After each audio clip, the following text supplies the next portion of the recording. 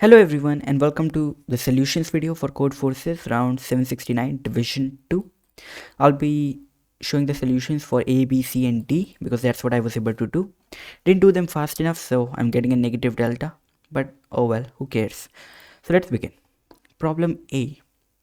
In this problem, we are given a binary string, and what we want to tell if this satisfies some property. And what property is that? Is that every substring in this needs to not be a palindrome. So here you can see that this substring is a palindrome of length 2, so this is not possible. Now here you have to analyze it by length. So first you take length 1, so 0 and 1 independently are not palindromes, so if these are the substrings, they work. For length 2, I can have 0 1 or 1 0, they work. Because reason being, two consecutive values will give me a palindrome, so they cannot be. Now in 3, notice that if I want to avoid this kind of pattern, I will have to either come up with this or this, and this will lead to this also being a palindrome. And since every length 3 is cannot be a palindrome, or cannot satisfy this property of every substring not being a palindrome, by induction any length greater than 3 will also not satisfy that. So it is yes only for these 4 strings, and otherwise it is no. And the property in this is that the difference in 0 and 1 is equals to 0. So the count of 0 and 1 in both of the strings is less than equals to 1. So here count of 0 is 1 and count of 1 is 0, so 1, and in this count of 0 is 0, so absolute of that, and count of 1 is 1, so that is also less than 1. In this both are 0, so that's just a fancy way to write that actually. But these are the only 4 strings that satisfy the solution. Here is my solution, and before proceeding further, make sure to subscribe. Hey, shameless plug. So I take input and then I store the frequency of every character, and this is if the difference between the frequency of 0 and 1 is greater than 1, or the length is greater than 2, print no, otherwise print yes. Now let's look at the second problem. This was a nice problem, I think. In this problem, we have to permutate 0, 1, 2 up to n minus 1, and what we want to minimize is for every adjacent pair we take their XOR. So here we take, so let's say I came up with 2, 1, 3. Okay, let's say I came up with this permutation, so I will take the XOR of first 2 adjacent, that is 0 and 4 XOR 4, then these 2 which is 6, then these 2 which is 3 I believe, and these 2 which is 2, and then we take the maximum among them, and that is this value. So here the cost is 6, and this is what we want to minimize, so that's how we want to generate the permutation. Now before proceeding to tell you how to approach this specific question, I hope you remember that whenever you have bitwise problems, you have to look at them bitwise, or like that is a very nice way to look at it and will probably lead you to a solution. So let's look at this one.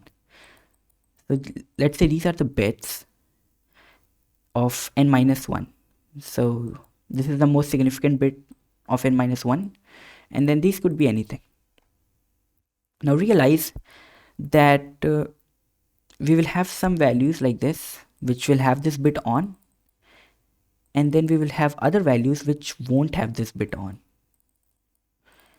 And because we have to write everything adjacent, one of these values which have this bit on will be adjacent to one of the values which does not have this bit on. So that means, what does that mean? That means that the XOR would be at least 1, so whatever the most significant bit is in n minus 1, and then 0 0 0 0 0, so whatever this was, it has to be at least this. So what this means is we for anything which does not have this bit. So okay, let's think of this way.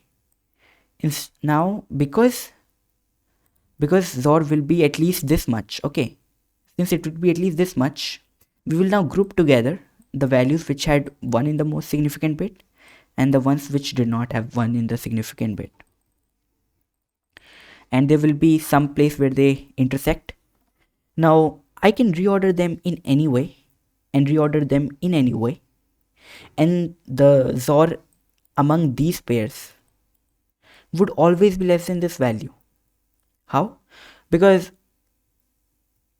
even if I get all these values to be turned on, since this won't be turned on for them, I will never get anything equal to or greater than this on the right side.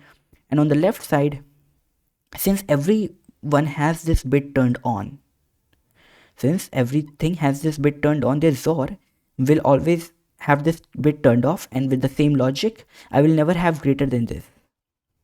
So now let's look at the intersection. Now who do we intersect? The ones who do we intersect from? The ones which have most significant bit turned off and the ones which have most significant bit turned on, in order to minimize their XOR. And it is pretty simple to see that if this is the value with only most significant bit turned on, if I XOR it with 0, I will get this only, and this is always the minimum value that we can get. So we can write all the things with MSB equals to most significant bit turned on in any order, but the value which is exactly this, where only the most significant bit is turned on, that and 0 has to be adjacent, and then all the ones which does not have MSB turned on, we write them in any order. So let me show you the code for a little bit more clarity.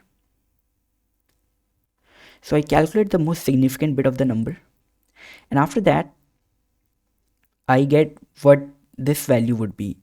So why do I have X here? Yes, so and this is what this is 1, and we bit shift MSB, right? So if we subtract 1 from this, we will get 0 1 1 1 1 1, basically the maximum value we can have in this set. So how I'm going to write this is I'm going to start from n minus 1, n minus 2, and I'll go up to this value, right? And then I will write 0 and then 1 2 3 4. So this is my construction, because see, all the ones with MSB on are bunched together. MSB on and 0 are adjacent, and everything without MSB on are bunched together. So this is what I'm doing. Since everything greater than this value would have MSB on, I'm first of all listing them in descending order, and then I am going from 0 up to this X value and printing that out. So this was the construction for problem B with its proof, obviously. And now let's look at problem C. In this problem, we have two values, A and B, A less than B. And what we can do is, we can, in one operation, either increment this by 1 or increment this by 1, or make A equals to A or B. So with the increment operations, we can obviously just move these A and B to the right. And with this A or B operation, this new value of A will always be greater than equals to B, right? And this will help us jump a lot of steps. Instead of doing plus ones, we can jump a lot of steps by doing this. So now this will only be required once, right? Because what we can do is, let's say A is something like this and B is something like this. So notice that A and B have both same bits open or on. So if I do A or B, I will become exactly B. So in this case, I will become exactly B. So, and I will obviously skip a lot of steps. So what I'm saying is, we first of all increment A how much ever we want. So A plus X. We increment B how much ever we want.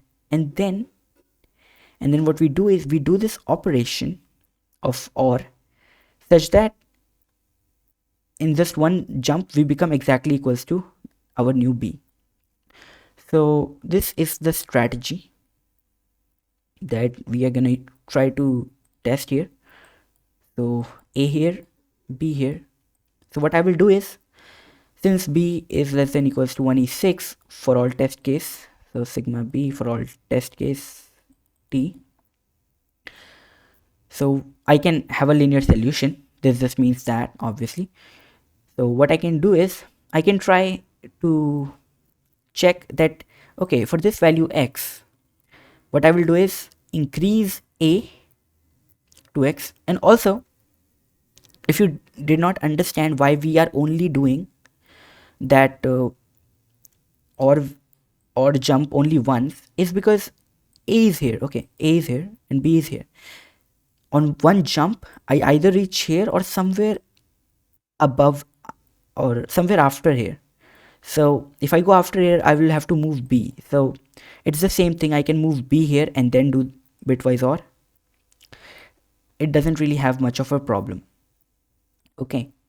So that is why we just have to do it once. Now, so what I'm checking is, if I move A up to X, then I do one jump. I do exactly one OR jump. So I want to find the least value greater than equals to B, because B can only increment itself. So I will check that for every X from A to some certain value, what will be the, okay, so basically what will be the value greater than equal to B where I can jump with one bitwise OR operation. So this is what I am gonna try for every X, and I won't have to check this for greater than 2A. You can try to figure this out on your own. Again, look at bitwise, but I won't focus on that. That's kind of a homework. So let's see this again. So we have A and B. I'm gonna try to iterate from A to some value maximum, and this won't be greater than 2A, sorry, 2B. Not exactly 2B. I will tell the exact value, but some value which is like not too big than B. Okay, so I will go there, and now for every value I will check that if I have moved that much from A, then what is the first value that I can reach through a bitwise OR jump which is greater than equals to B. So let's look at the code here. Now obviously the explanation is not finished, but let's go here and see how I'm doing this. So this is a function to get the MSB, and this is the maximum value. Basically, if B has this bit turned on, right? Okay, this is lagging. Wow, this is lagging. So if B has this bit turned on as MSB, then after doing the jump, right?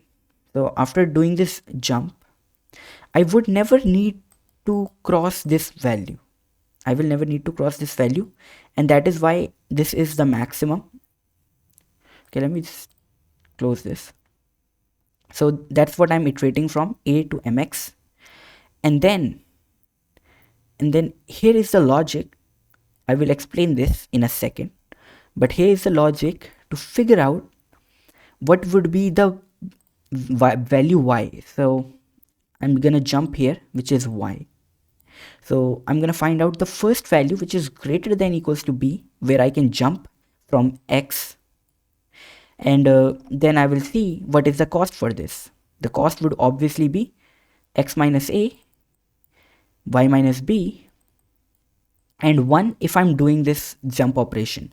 It could be possible that I just moved a to b, and then in which case I am not exactly doing the OR operation. I mean, I can do it, but it's redundant.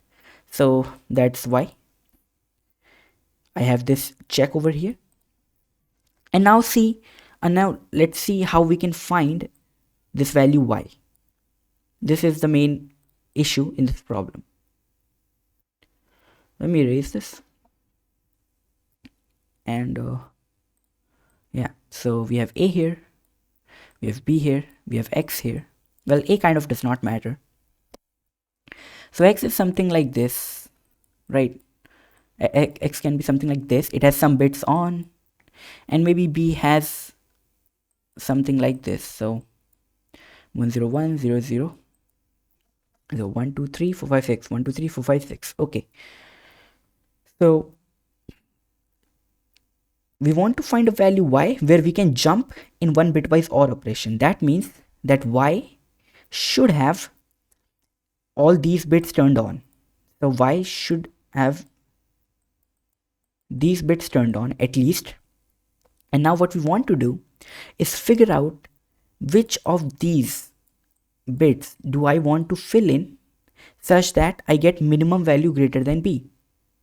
And once I get that, I can do one operation and jump to y, because because when I will do this, x or y will be equals to y, because y has every bit that x has, and it has some extra bits. Okay, so now let's see how I can do this. Let's just write it again. I don't know why I deleted this. So this bit can provide a sum of 1, so to this value. So this is currently x, right? If I turn on this bit, I will get x plus 1. If I turn on this bit, I get x plus 4, 8, 16, 32, 64. And now it is a greedy problem. I just want to figure out which of these bits do I want to pick up such that the resulting sum is greater than equals to y, greater than equals to b, but it is minimum. So to do that, let's say that this distance is d. Okay, so this is how much I want to cover. Now if 64 is greater than d, then there are two cases. I may want to take it, I may not want to take it. Now this depends on what these values, so it was like 8, right? So this depends what these values can provide me. Since this bit will always be greater than sum of all other bits after that, what we want to see is we want to prioritize checking, can these bits get me greater than equal to b. So if d is less than equals to 8, 4, 12, 13, then I will not use this. However, if that is not the case, then I will use this bit. Okay, and now you might be thinking, okay, how do I know how many bits do I want?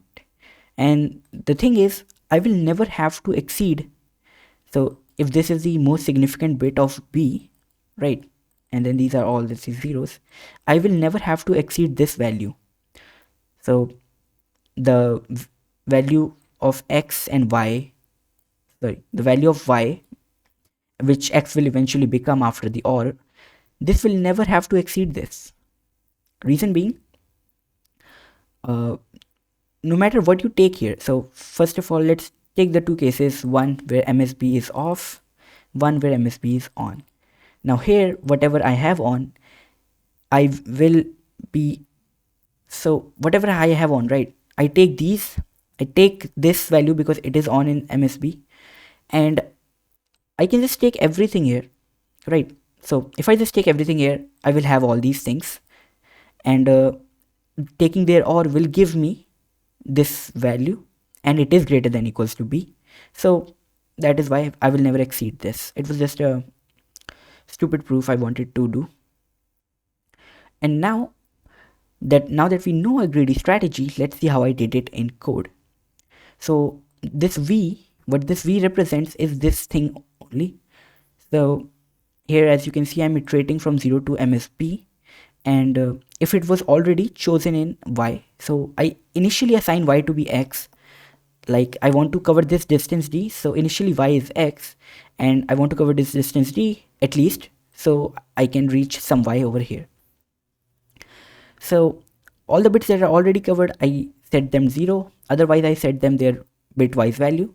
Then I take its prefix sum, because I want to check at every step, can everything else do it for me?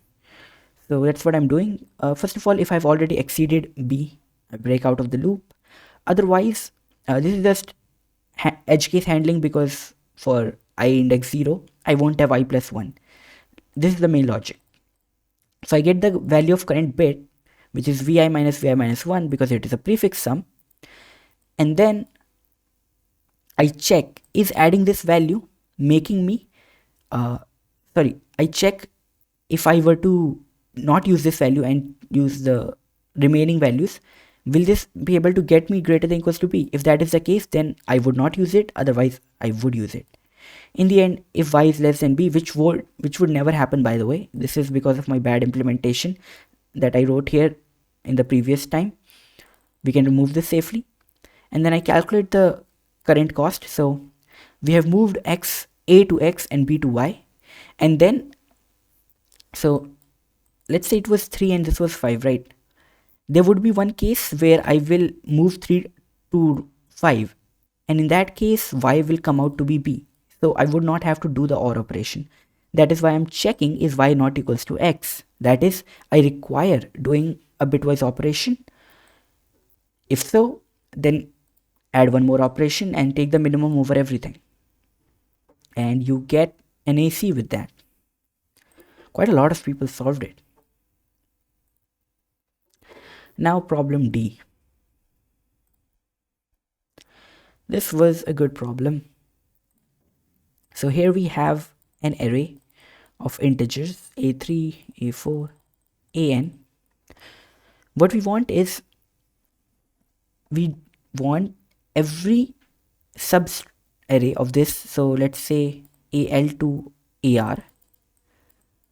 We want its cumulative GCD. So let's say L is 2 and R is 5. So GCD of A2, A3, A4, A5 to not be equals to the length. So 5 minus 2, 3 plus 1, 4. So its length is 4, right? 1, 2, 3, 4. I can count. So I do not want this value to be equals to its length. That is what I want to avoid. And that for every subarray. But obviously this is not satisfied. So what I can do is, in one operation, I can change any AI value to anything I want. Okay, any positive integer. And what I want to tell is, for every I from 1 to k, 1 to n, sorry, I want to tell what is the minimum cost. So whenever I change a number, the cost is plus 1. Now I want to tell what will be the minimum cost to make every prefix, so every non-empty prefix, to be satisfying the thing, which is basically a l r not equals to r minus l plus 1. So the GCD of subarray not equals to its length. And I want to tell what will be that value for every prefix. So let's see. Now I had A1, A2, A3, A4, A5, A6, and let's say A7. Now let's say I'm at step 4. Now here, what I want to do is check that A4 is not equals to 1. And then I want to check that this GCD is not 2, this is not 3, this is not 4. If any of that happens, okay. Oh, by the way, when I'm at step 4, I'm assuming that this has already been changed appropriately, such that it satisfies the property that every subarray GCD is not equals to its length. So because adding this is causing the invariant to change, what I can do is request this value to change. And what do I change this value to? Well, I can change this value to any prime greater than n, because I am checking, what I'm checking is that the GCD is equals to the length. The length will be for subarrays somewhere in 1 to n, but the GCD of that prime, which is greater than n, will always be either that value itself or 1. So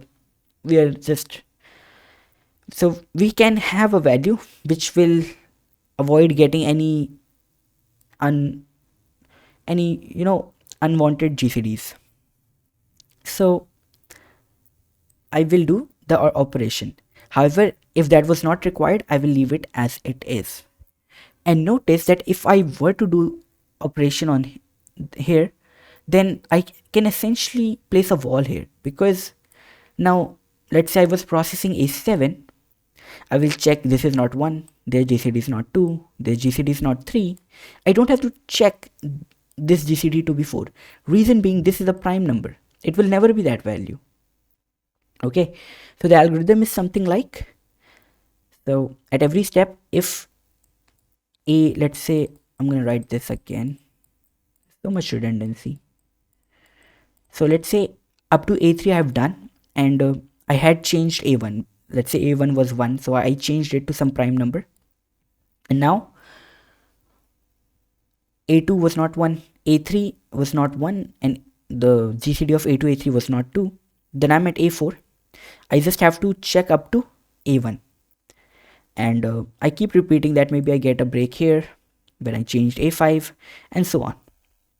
Now this algorithm is O(n) square, because we can have such values such that these loop go on forever. And that's what I initially tried. I tried to use some heuristics like if values are equal, jump steps, and if GCD is lower than length, then breakout, but those don't work. I don't know why I was doing that.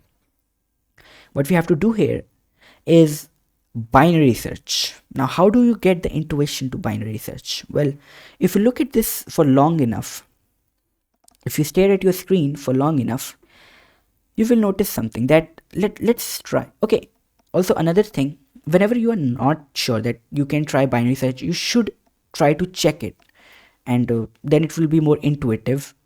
So basically we try to see that what will be the GCD of this. So if I'm checking A5 and border was at A1, right? So let me just draw this, and I'm here, right? So mid value would be like, I think, A3, and then I want to check the GCD of A3 to A5. If it is 3, then I have found something that does not work and I have to change A5, that is make this wall. However, if it is greater than this, then that would mean that GCD here is also greater than equals to that value, and the length here would be even smaller, so it would never work, and here as well. So the reason, and here it might work, but we are not sure. So the reason this works is because this cumulative GCD is a non-strictly, or basically just a decreasing sequence. So it is something like this. Okay, so because it is a decreasing sequence, we can apply binary search. And so if the GCD is greater than the length, then I will check in this place, and the same thing again. However, if it was less than, okay, I stuttered a lot. So if it was less than this value, then I will check here. However, if it was equal, then I have found some mistake. And if binary search ends without finding any length equals to GCD, that means I just never encountered that. And now how do we get this subarray GCD? You can either pre-calculate it. You have to pre-calculate it. You can do it either using a sparse table or a segment tree. So Sparse table will give us a better query time, but we don't really care about that because on log n will also work. And I also had template for what we say that segment tree, so that is why I used a segment tree. Now if you don't know what that is, basically we want some function being calculated over a range, right? So what we do is we do some sort of pre-calculation such that getting this is of order of log of the length, so L being r minus L plus 1, so sorry, length. So I copy pasted my segment tree template, and after taking input I have created a segment tree. Now I can explain this. Okay, no, that would be getting off topic, but if you have a segment tree, you build it for GCD. Now in my segment tree I need a few things. So what is this? I need what the data is made of. So data is integer and node is also integer. Don't worry if you don't understand. I give it the initial array on which we have to build, and the merge function, which is GCD, and it just builds it in the constructor. And then I'm storing the answers. Basically this will store everywhere I am doing an operation. J just represents where the last wall is, and I is what I'm currently checking.